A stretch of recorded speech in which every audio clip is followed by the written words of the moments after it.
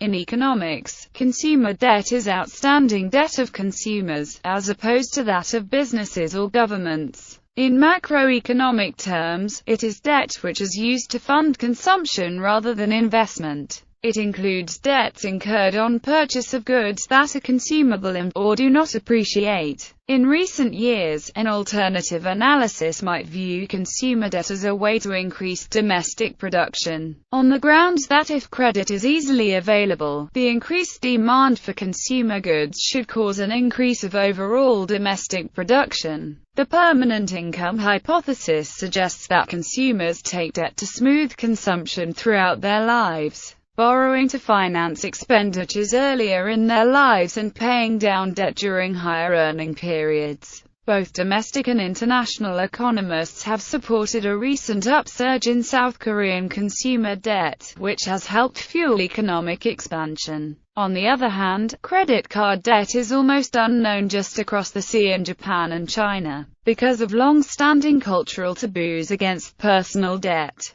Theoretical underpinnings aside, personal debt is on the rise, particularly in the United States and the United Kingdom. However, according to the U.S. Federal Reserve, the U.S. household debt service ratio is at the lowest level since its peak in the fall of 2007. The most common forms of consumer debt are credit card debt, payday loans, and other consumer finance, which are often at higher interest rates than long-term secured loans, such as mortgages. The amount of debt outstanding versus the consumer's disposable income is expressed as the consumer leverage ratio. The interest rate charged depends on a range of factors, including the economic climate, perceived ability of the customer to repay, competitive pressures from other lenders, and the inherent structure and security of the credit product. Rates generally range from 0.25% above base rate, to well into double figures.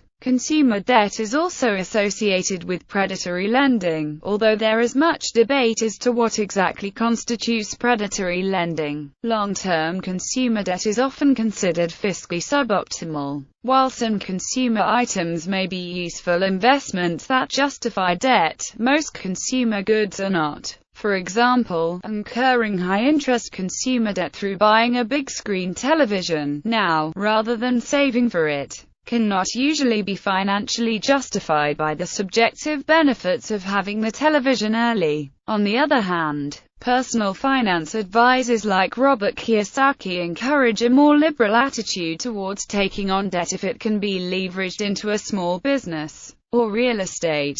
In many countries, the ease with which individuals can accumulate consumer debt beyond their means to repay has precipitated a growth industry in debt consolidation and credit counseling.